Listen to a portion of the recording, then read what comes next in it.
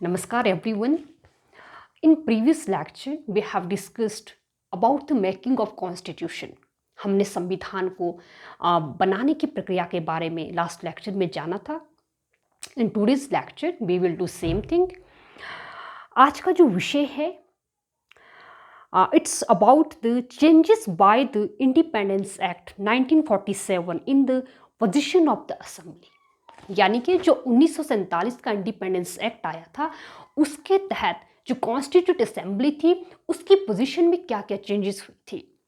पहला change, it was made a fully sovereign body which could form any constitution. जो constitute assembly थी इसको इस एक्ट के तहत एक फुली सॉवरेन बॉडी के रूप में इस्टेब्लिश किया गया जो which could frame any constitution, जो कि किसी भी तरह का संविधान बना सकती थी. And it was empowered to abrogate और change any law made by British parliament for India. इसको एम्पावर्ड किया गया कि वो ब्रिटिश सरकार द्वारा भारत के लिए जो कोई भी लॉ बनाया गया था, पहले कोई भी लॉ बनाया गया था, उसको एब्रोगेट भी कर सकती है और उसको वो अल्टर भी कर सकती है.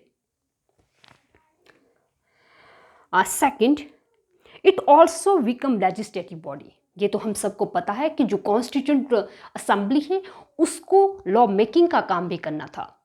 It had two power.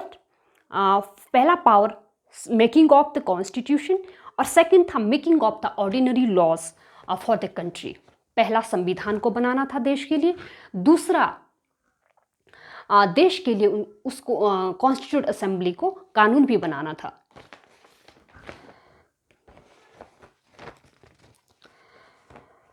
Whenever it met as the constituent body, it was chaired by doctor Rajendra Prasad. जब भी कॉन्स्टिट्यूट जो असेंबली है, कॉन्स्टिट्यूट बॉडी यानी संविधान को बनाने की काम को लेकर जब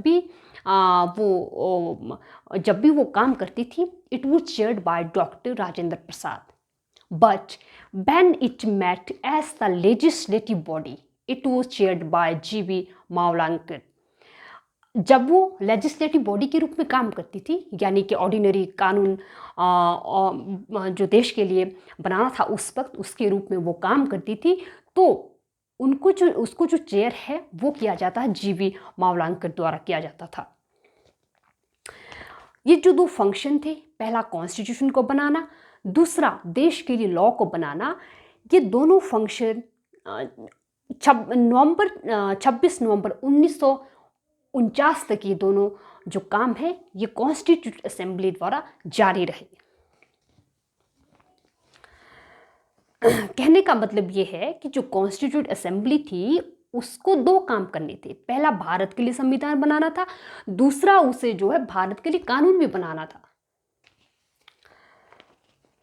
अगला जो चेंज है, the Muslim league members coming from those parts those areas included in the Pakistan withdrawn from the Constituent Assembly for India. जो मुस्लिम लीग के मेंबर्स थे जो कि अर्लियर कॉन्स्टिट्यूट असेंबली के मेंबर्स थे, बट 1947 का जब एक्ट आता है, जब भारत का विभाजन होता है, तो वो जो मेंबर्स थे जो because they came from those parts which were included in the Pakistan, so they left the assembly. उन्होंने जो है कॉन्स्टिट्यूट असेंबली को बाद में उन्होंने छोड़ दिया था. सो total strength came down to 299, which was 389 originally fixed under the cabinet mission plan in 1946. तो जो टोटल स्ट्रेंथ था वो भी 389 से कम होकर 299 रह गया, क्योंकि जो मेंबर्स थे विभाजन के दौरान बहुत सारे जो मेंबर्स थे वो पाकिस्तान की जो कॉन्स्टिट्यूट असेंबली थी वो उसका पार्ट बन गए थे. हमें कॉन्स्टिट्यूट असेंबली के कुछ और फंक्शंस भी देखने हैं. जैसे it adopted the national flag on July 22, 1947. 22 जुलाई 1947 को इसने नेशनल फ्लैग को अडॉप्ट किया था। दूसरा, इट का मतलब कि जो कॉन्स्टिट्यूट असेंबली की मैं बात कर रही हूँ, it adopted the national anthem, national song on January 24, 1950। इस असेंबली ने जो नेशनल एंथम है और नेशनल सॉन्ग है दोनों को ही 24 जनवरी 1950 को अडॉप्ट किया था। It elected Dr. Rajendra Prasad as the first president of India on January 24, 1950। 24 जनवरी 1950 को ही डॉक्टर राजेंद्र प्रसाद को इस असेंबली द्वारा भारत के पहले राष्ट्रपति के रूप में निर्वाचित किया गया था। And it also ratified the Indian membership for the Commonwealth in May 1949। ये भी एक फंक्शन था कॉन्स्टिट्यूट असेंबली का। अब हम थोड़ा इसकी कमिटीज़ को लेकर बात करते हैं, क्योंकि हम देखते हैं कि जो कॉन्स्टिट्यूट असेंबली है उसमें बहुत सारी कमिटियों को अपॉइंट किया गया था और उनको अलग अलग कार्य उनको दिया गया था। 8 मेजर कमेटी थी, जिसमें मैं कुछ ही कमेटी को यहाँ पर मेंशन करना चाहूँगी। First was the union powers committee, it was chaired by Jawaharlal Nehru. Second was Union Constitution Committee. It was also chaired by Jawaharlal Nehru. And third was Provincial Constitutional Committee. It was headed by Sardar Patel. And Drafting Committee, it was chaired by Dr. B.R. Ambedkar. There were also many subcommittees like Fundamental Rights Subcommittee, it was chaired by J.B. Kripalani, and Minorities Subcommittees, it was chaired by H.C. Mukherjee। तो इनके जो ये chairman हैं, मुख्य मुख्य कमेटियाँ मैंने यहाँ पर डिस्कस की है और इनके चेयरमैन के नाम डिस्कस किए हैं, क्योंकि ये जो कमेटीज़ है ये बहुत बार ये पेपर में पूछी जाती है और ये भी पूछा जाता है कि इनकी जो कमेटी का चेयरमैन है वो कौन था।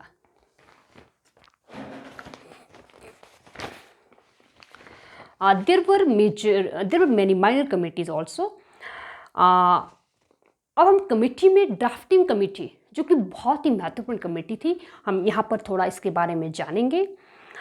It was set up in August 29, 1947। ये जो कमेटी थी इसको 29 अगस्त 1947 में इसको बनाया गया था। And it was chaired by doctor Bhimrao Ambedkar ji. And its main function was, इसका जो मुख्य फंक्शन था, preparing a draft for the new constitution.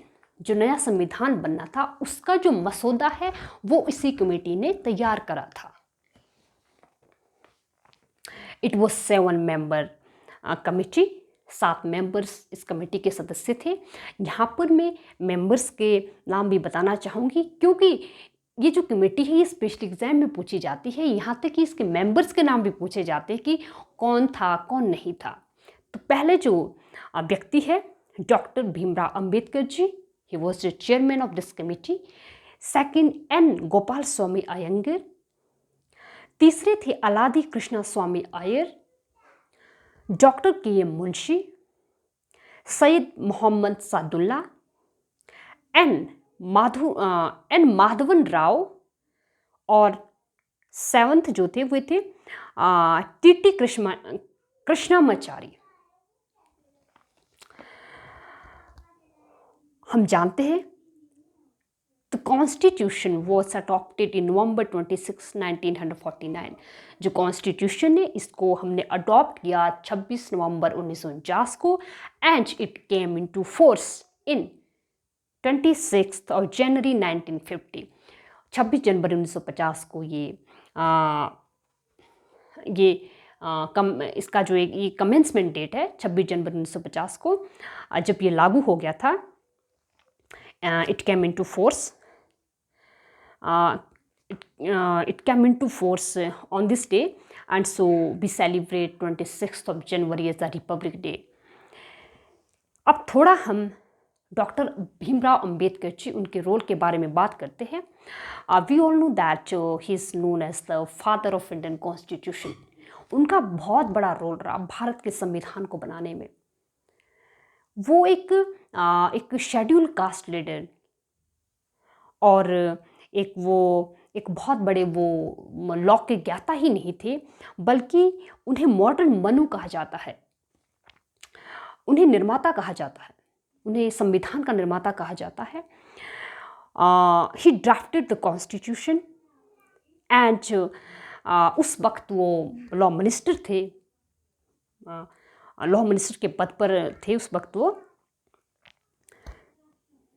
वैसे डॉक्टर अंबेडकर जी के बारे में यहाँ पर मैंने ज़्यादा कुछ नहीं लिखा है, लेकिन उनके बारे में जब कभी बताना पड़े तो मुझे लगता है कि समय भी कम पड़ जाएगा, क्योंकि वो एक बहुत महान व्यक्तित्व थे।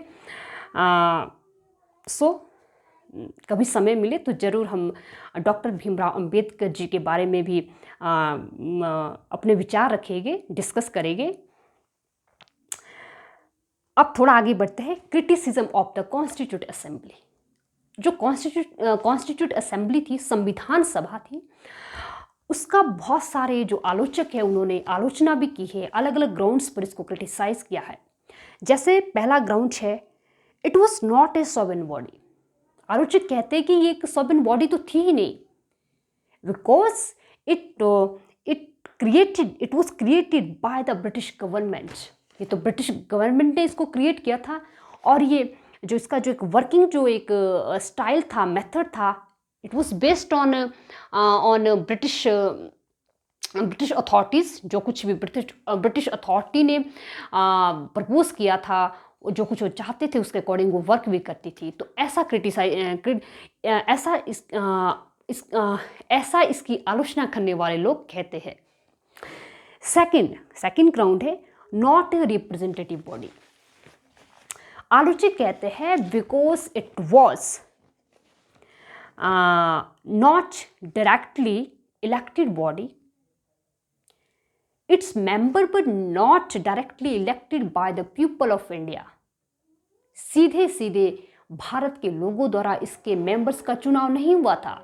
So it was not a fully representative body. बहुत सारे सोसाइटी का ऐसा सेक्शन था जिसका रिप्रेजेंटेशन इसमें नहीं था। अगला ग्राउंड है, डोमिनेटेड बाय वन पार्टी। आलोचक कहते हैं कि this body was dominated by one party और द कांग्रेस। इस बॉडी के ये जो असेंबली है, इसमें जो दूसरी पार्टी से दूसरे जो दल है उनका प्रतिनिधित्व तो था ही नहीं, बल्कि इसमें तो सिर्फ और सिर्फ जो है कांग्रेस का ही डोमिनेंस था। अगला जो ग्राउंड है, it says this assembly was dominated by the lawyers and politician. आलोचक कहते हैं कि ये जो असेंबली थी, it was dominated by the lawyers and politician.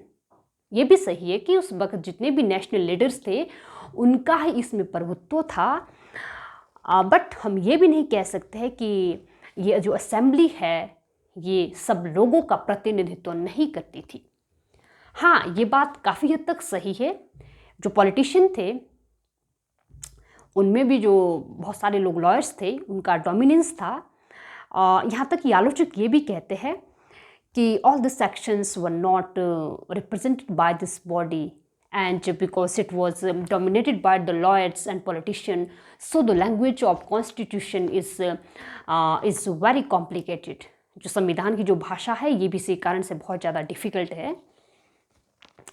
Next ground की अगर हम बात करें, डोमिनेटेड बाय द हिंदूज। अब आलोचक ये भी कहते हैं कि this body was dominated by the Hindus. जो ज़्यादा जो प्रभुत्व है इस असेंबली में वो हिंदुओं का था। यहाँ पर मैं विंस्टन चर्चिल के शब्द को कहना चाहूँगी। Winston Churchill commented that the constituent assembly represented one major community in India. ये बात विंस्टन चर्चिल ने असेंबली के बारे में कही थी। अगला जो ग्राउंड है, time consuming body. Critics says that it took long time to make constitution, एक बहुत लंबा समय लिया इस असेंबली ने संविधान को बनाने के लिए। अगर हम इसकी तुलना दुनिया के दूसरे देशों के मेंबर्स से करें, जैसे यहाँ पर अमेरिका के बारे में कहा गया है, framers of the American constitution took only 4 months to complete their work. जो अमेरिका के जो संविधान को बनाने वाले जो मेंबर्स थे उन्होंने सिर्फ 4 महीने का समय लिया। तो ये जो ग्राउंड्स है, इस बेस पर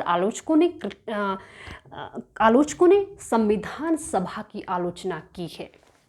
लेकिन ये आलोचना कितनी सही है और कितनी सही है और कितनी ये गलत है, ये अलग अलग जो थिंकर्स है उनके जो अपना एक व्यूज़ है उस पर डिपेंड करता है। अगर हम थोड़ा सा क्विक रिवीजन लें तो आज हमने जो डिस्कस किया है, पहला है changes by the independence act 1947 the position of constitute assembly, यानी कि जो कॉन्स्टिट्यूट असेंबली थी उस पर इंडिपेंडेंस एक्ट 1947 का क्या क्या फ़र्क पड़ा था, पहला। सेकंड, हमने कुछ मेन फंक्शन जैसे adoption of national flag, national anthem, national song, ये कुछ असेंबलीज़ के कार्य थे। और हमने कुछ मेजर कमेटी के बारे में भी डिस्कस किया। देन ड्राफ्टिंग कमेटी के बारे में थोड़ा सा बताया गया कि कौन इसके चेयरमैन थे और कब इसको बनाया गया था। And we also discussed about its members, drafting committee के कौन कौन मेंबर्स थे। और लास्ट में हमने थोड़ा डॉक्टर भीमराव अंबेडकर जी के बारे में भी थोड़ा सा जाना कि उन्हें क्यों संविधान का निर्माता कहा जाता है, उन्हें क्यों मॉडर्न मनु कहा जाता है। Then we discussed the criticism of the constituent assembly, किन किन ग्राउंड्स के आधार पर जो आलोचक हैं उन्होंने इसको क्रिटिसाइज़ किया था। तो आज का ये विषय यहीं पर ख़त्म होता है। थैंक यू और नमस्कार।